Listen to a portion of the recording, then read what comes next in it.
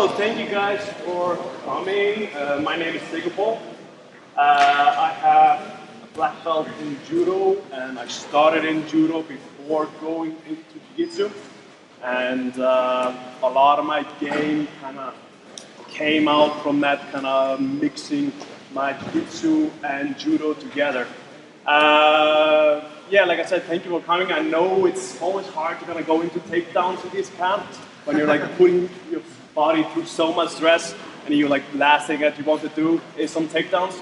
But we're gonna keep it a little bit mixed with some smoother takedowns to try to have it a bit simple and not to beat us up too much. Sounds good? Yeah. Perfect. All right, so like I said, I just want to explain a little bit about how I like to approach Judo, specifically for Jiu-Jitsu. Because usually what I see with Judo guys is that they will kind of stick to their Judo mentality when they teach Jiu-Jitsu. So they'll want to teach big throws, big explosive throws, and fancy throws. But throughout my experience in Jiu-Jitsu, because you always just get 2 points, right, for a takedown. Doesn't matter if it's a beautiful ippon or just a small trip, you still get 2 points. So I started to develop this mentality of lesser risk and higher reward. And realizing that it's not the same in Judo and Jiu-Jitsu. So if I can get my beautiful assistant, Birkir, up here, you know, clap. So the throw that we're going to be going over today is Tai Otoshi. And in my opinion, it's one of the easiest and best throws to translate from Judo to Jiu-Jitsu. I actually had a lot of troubles hitting the throw when I was in Judo, but when I started to train Jiu-Jitsu, suddenly I started to see the openings all over the place. Because number one problem was to break the posture down. All the Judo guys always like with such a good posture and keeping their chest up. What do Jiu-Jitsu guys do? Keep them down low, yeah? So, then I started to see an opening for Tai Otoshi.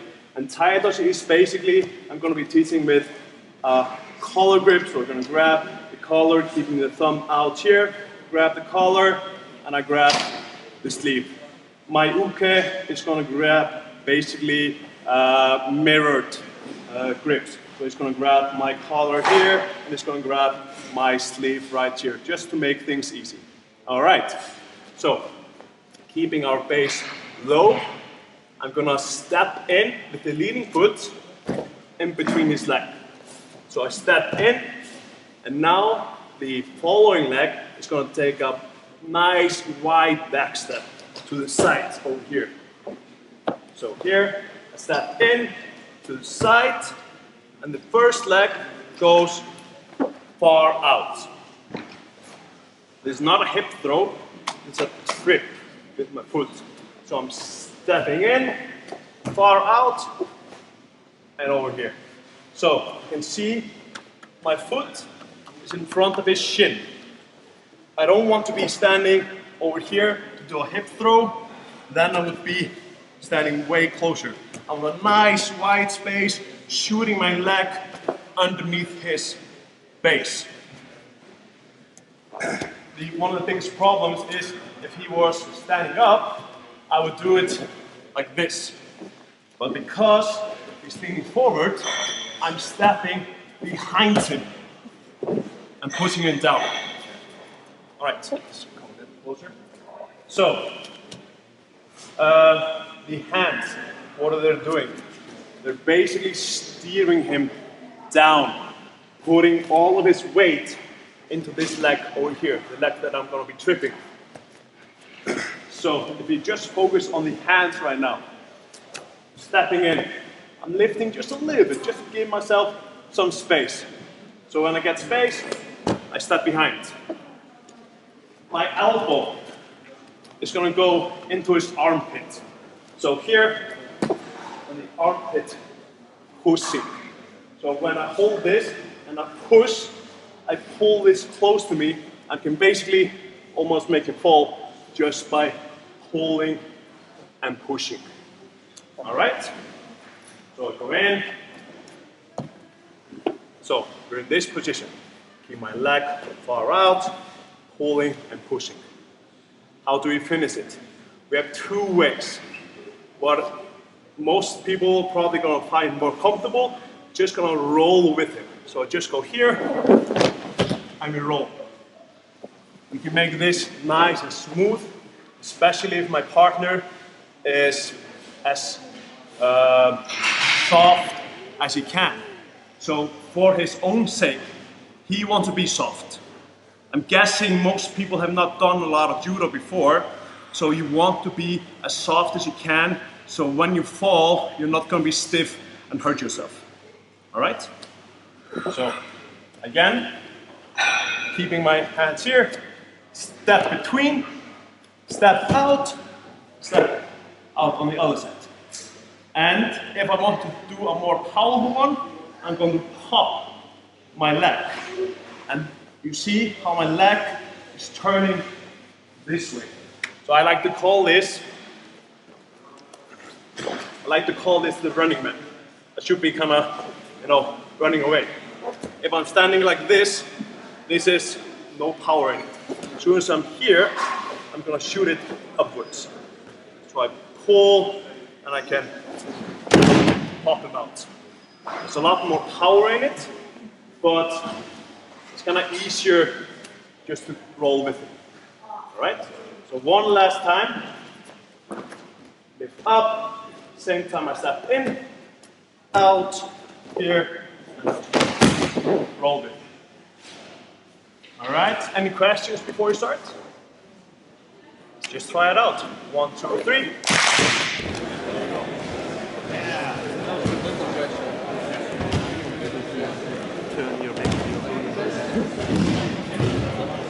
Okay, so I'm going to do a little bit of troubleshooting. Any questions that you guys were having particular problems with? Okay, I'm just going to address a few things that I saw. I don't want to overload you with too much stuff because I really want to keep it as simple as possible. Like judo, it can be quite of a rabbit hole. So I want to keep it kind of not too complicated. So, one important thing, when I'm stepping into it, even though that I'm stepping to him, I need to be pulling the momentum this way. So, if I'm stepping to him, I'm going to be falling backwards, right? I need to have the momentum going to me, so when I step in, I'm pulling him. Just look at his heels. The heels are just lifting slightly up. That makes all of the difference. Pulling him up on his heels, and then he just falls. All right. The grips. I really like having the under grip, like keeping the grip underneath here. Then it's going to be really easy for me to put the elbow in. If I have it on the other over, I can just take my elbow, push it underneath. Doesn't matter that much. I can still do it. Just a little bit more uncomfortable and a little bit more kind of caught together. Also, if he's keeping underneath it, I can actually go just for an underhook. Do exactly the same. Actually keeps it super tight. Then there was, oh yeah, one more point. I really want to emphasize my foot orientation. So, when I'm stepping in, like this, how my feet are oriented is super important. Keeping the running man. So I'm running away over here, and also I'm pulling him constantly like this. This keeps the momentum going and also keeps me turning. I should be turning always in a circle.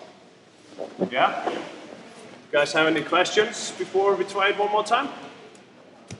No? Alright, let's try it a little bit more, then I'll show you a different version of it. 1, 2, 3.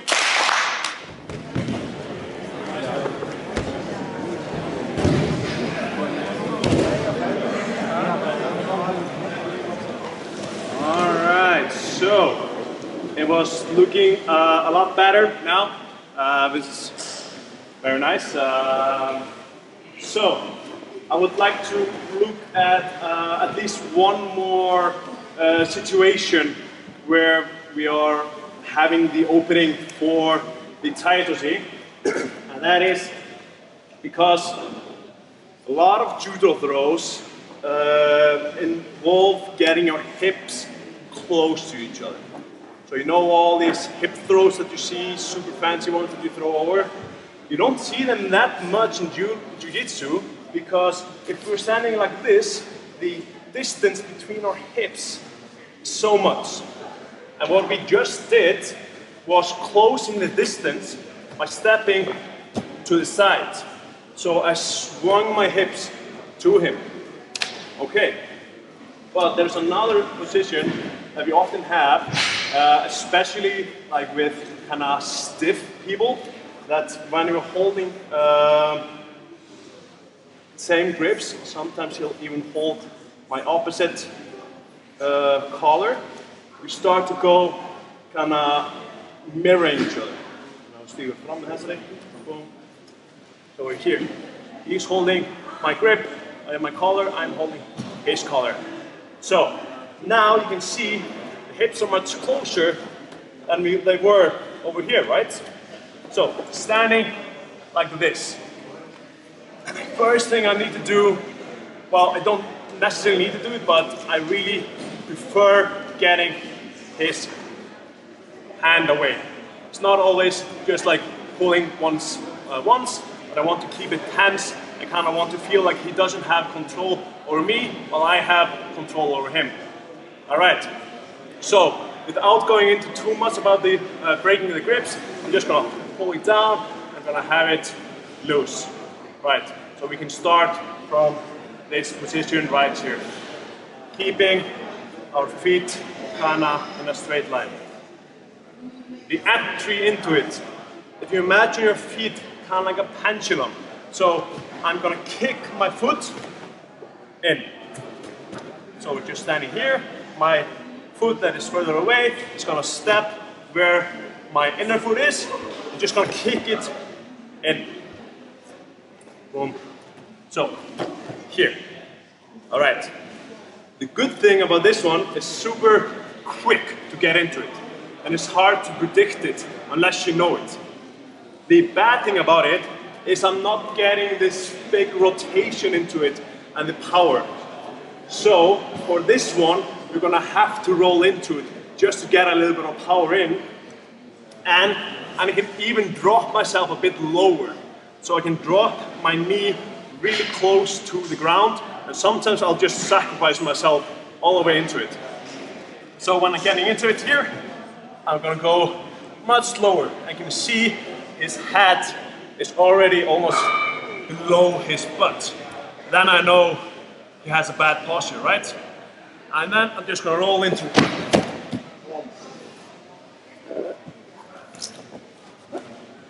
So, head position, I would always prefer having it on the inside. If he has his head on the inside and I do it, I'm not gonna be in good of a position. So we're keeping the head position here. I'm gonna keep the hand. I'm doing the same thing, just pushing and pulling, always. I'm gonna kick my foot, boom, in here. I want to get it as far as I can inside, keeping the running man. I'm just gonna roll into it. Yeah? One more time. Grabbing here, standing, kick, out. As soon as I get in, just pull them over. all about breaking hip posture, because when we're in this position, we're already down here. We're almost never standing up here side by side. This is just here. I'm standing like this. All right, try it out. 1, 2, 3.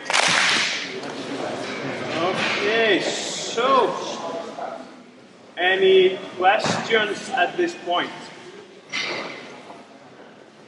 All right, so yeah. At the beginning, you said it's better if the grips are narrow.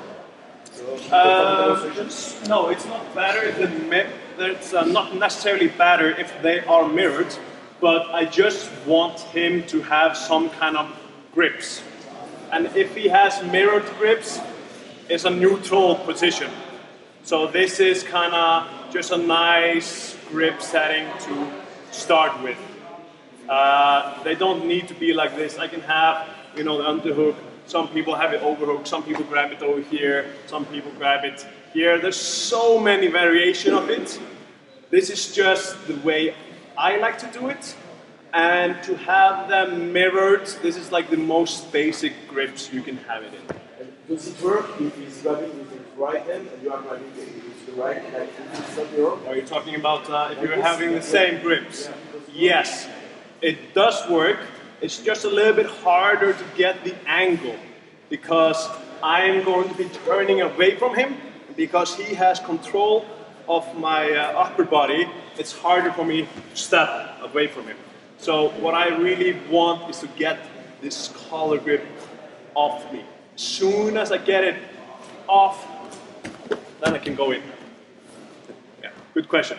But can you also switch your left hand grip to elbow to get there, because he's reaching out, so you can pull his hand more so in. If I can grip with the, behind the elbow, left hand over yes, here, absolutely, no problem. To grab up here, this gives me a lot of power. Because he's already reaching his hand if he grabs the collar. I prefer this one because I have more control of the hand and I can have more space to pull up. Here I don't have as much space, but I have more power in it. So it's all about preference. All right, so I'm gonna go into a few scenarios that could happen. One of the most common ones, especially in Judo, I'm not seeing it as much in jiu-jitsu, but it is something that is very good to know, especially like it works on the same principle as many other throws. So when I'm stepping in, I'm just going into, doesn't matter which one, and he's able to step over my leg. So what a lot of people want to do is when I go in here and he steps over, I'm gonna fix my position. So he just steps, keeps going, keeps going, keeps going. I've been just going out and the circle until I lose my balance. He can actually throw me backwards. So I don't want to reset every time he steps over. What I actually want to do is when I step here and he steps over, I'm just gonna take the leg that is tripping out and in. So now, my base is way lower. I pulled him down with me. By leaving this leg here, I'm actually creating a lot of tension in my hips and creating the power through my hips. All right? So, stepping in here, he steps over, all I do is just pull it out, and here, it goes over. This principle is about making like a whirlpool. I want my power to be going in. I don't want it to be a bigger circle. I want to make my circle go closer and closer and closer into kind of the smallest possible area. Then I'm going to be able to create more power with less efficiency, or with more efficiency, less energy. So I'm pulling up here, just super simple steps over, pull my leg out, in front of him again. I don't need to, now I can't shoot him over, I'm just going to roll him over. and usually it's a much smoother throw. Okay, let's do that quickly, and then I'm gonna show one more counter, and then maybe we'll see what we do if you guys are still able to throw each other or not. All right, 1, 2, 3.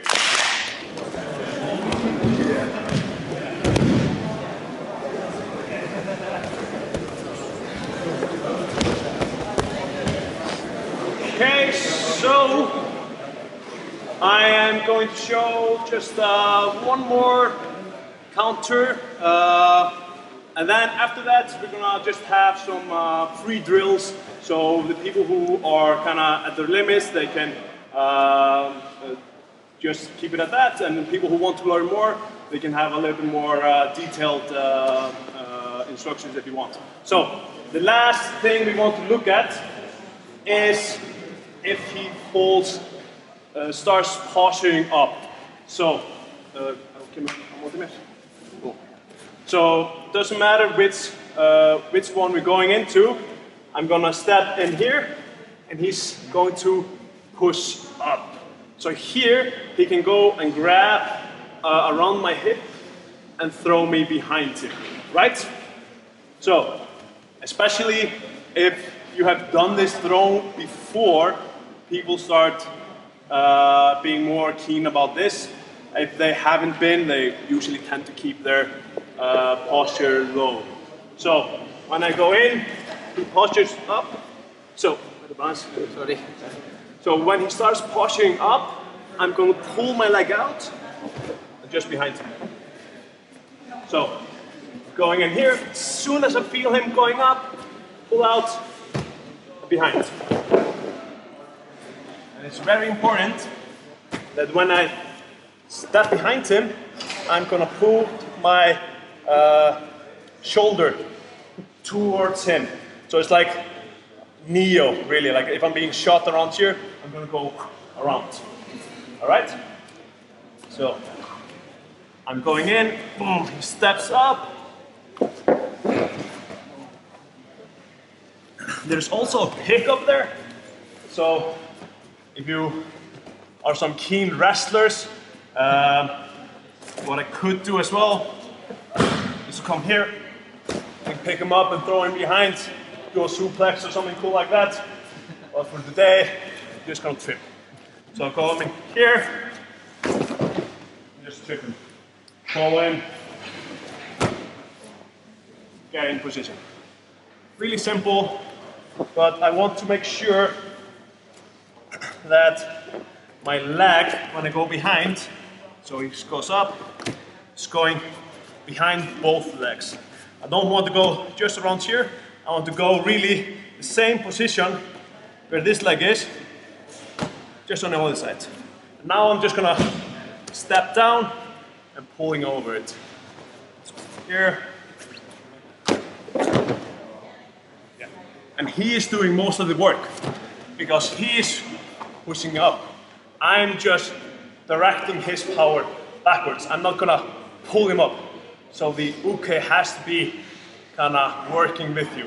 And because we're doing it for the first time, work together as much as you can. Okay, questions? All right, let's try it out then. 1, 2, 3.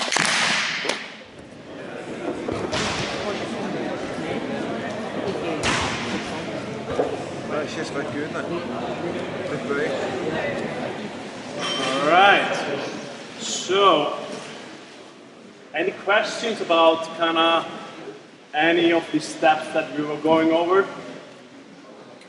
When you go backwards, you don't switch any grips. When I go back, no, you don't need to. But so if I need to change the grips when I go behind him, I don't need to, because I can pull him back with my collar grip. But it can be very powerful to grab here to change.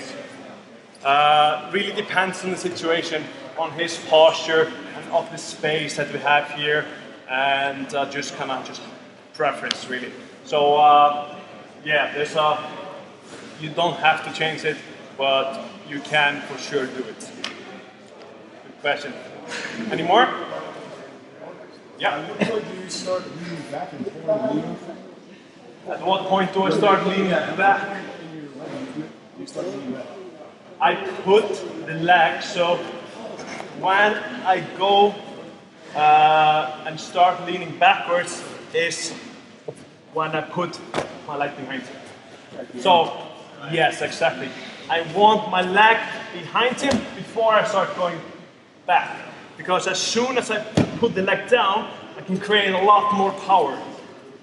If I start going back like here, it's going to be more of a swing, and you can finish it like that, but I prefer it way more over here because then you can use it for position.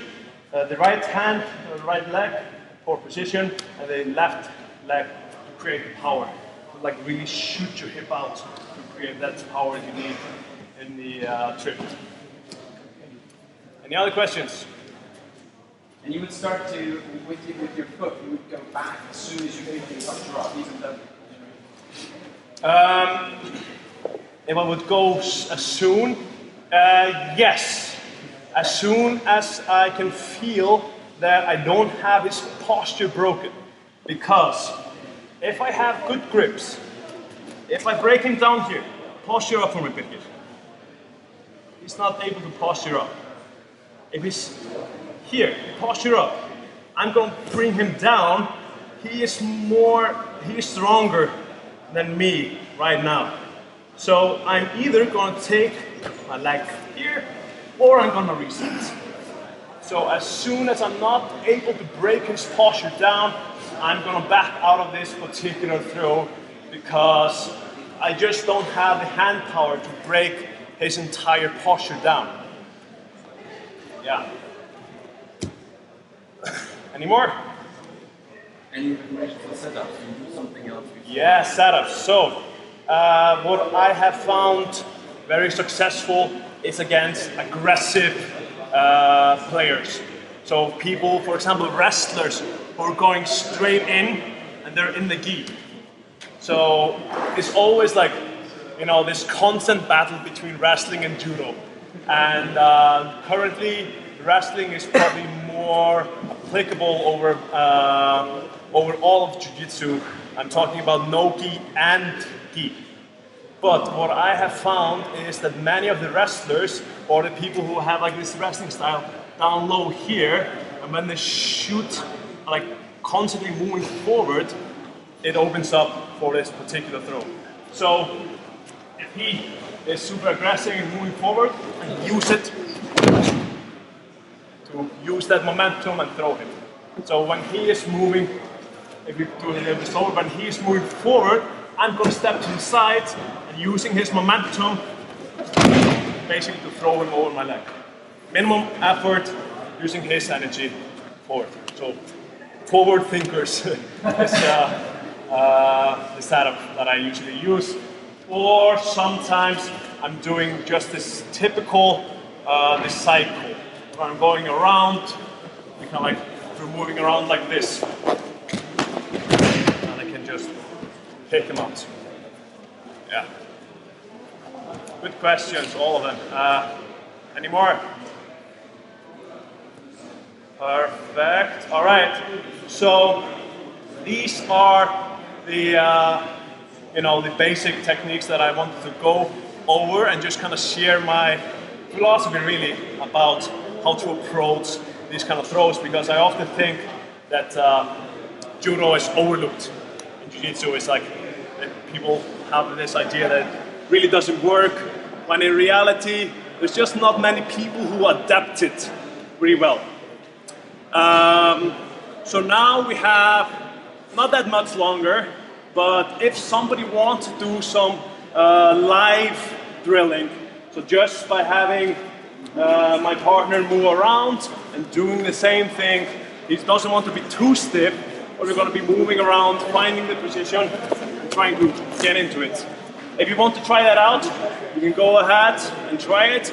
If you're just done, your body is tired of all the throws, I'm just going to say thank you for the class, and hopefully I'll see you Thursday, where I'm going to have my Uchimata class. It's going to be a little bit more technical, but That's going to be with the no gi and the gi. So just thank you for the class. And if anybody wants to stay longer, I'll be here to help with the live roll and live drilling. Thank you guys.